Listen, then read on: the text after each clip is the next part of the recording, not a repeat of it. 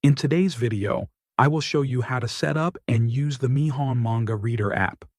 First, open any browser, go to the official Mihon website. On the homepage, look for the Get Started option and tap on it. This will take you to their setup and installation guide. On that page, scroll down until you find the download option. Tap on it to open the download page. Here, you will see the APK file for Android. Download the APK to your device. Once the download is complete, open the file and install the app. If your phone asks for permission to install apps from unknown sources, allow it so the installation can continue. After Mihon is installed, open the app.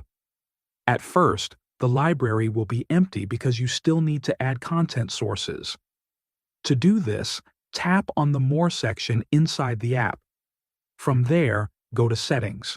Inside Settings, find and open the Browse option. Now, look for Extensions or Extension Repositories. This is where you can add sources for manga and anime. Open the Extension Repositories section. You will see a list of available repositories. Choose the ones you want based on the type of content you like.